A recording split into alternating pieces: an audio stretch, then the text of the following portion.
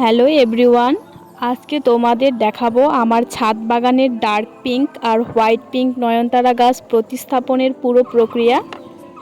নয়নতারা ফুল আমার পার্সোনালি খুব প্রিয়।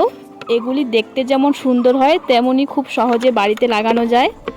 তাই আজকে আমি এই দুটো নয়নতারা গাছকে নতুন টবে প্রতিস্থাপন করব। প্রথমেই আমি একটা মাঝারি সাইজের টব নিয়েছি, কয়েক মাস পর বড় টবে স্থানান্তরিত করব। টবের নিচে অবশ্যই ছোট ছিদ্র থাকা দরকার, যাতে অতিরিক্ত জল বের হয়ে যেতে পারে। তারপর মাটি প্রস্তুত করেছি।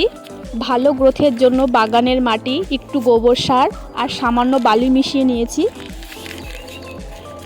এবার আমি ধীরে ধীরে গ্রো ব্যাগ থেকে গাছটা বের করেছি। চেষ্টা করতে হবে যেন গাছের শিকড়ে খুব বেশি চাপ না পড়ে। তারপর শিকড়ের মাটিটা একটু আলগা করে নিতে হবে, যাতে শিকড়গুলো মাটিতে খুব সুন্দরভাবে ছড়াতে পারে। তারপরে গাছটাকে মাঝখানে বসিয়ে মাটি চাপা দিয়ে দিচ্ছি। আলতো আলতো করে মাটি চাপা দিয়ে দিতে হবে, যাতে গাছটা সোজা হয়ে থাকে। খেয়াল রাখতে হবে যাতে গাছের গোড়াটা খুব শক্তভাবে বসে যায়। আমার প্রতিস্থাপন প্রায় কমপ্লিট। এটা হলো একটা হাইব্রিড জাতের নয়নতারা। এটার কালার পিঙ্ক হোয়াইট,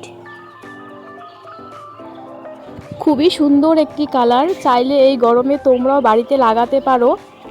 দেখতেও যেমন সুন্দর তেমনি ফুলও দেয় প্রচুর। এদের খুব বেশি যত্ন বা খুব বেশি দামি সারেরও প্রয়োজন হয় না, এরা অল্পেই খুশি হয়ে যায়।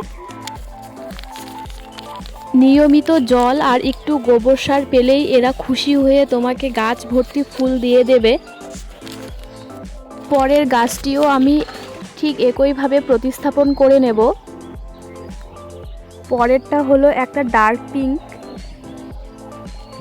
তোমরা চাইলে এই গরমে বিভিন্ন কালারের নয়নতারা বাড়িতে লাগাতে পারো। আমার কাছে এই নয়নতারা মোট 4টে কালারের আছে। আমার ছাদ বাগানে dark pink, light pink, pink white আর বেবি পিঙ্ক, এই 4 ধরনের ফুল রয়েছে। এরপরে আমি গাছগুলোতে হালকা করে জল দিয়ে দিচ্ছি। খুব বেশি জল দেওয়া যাবে না।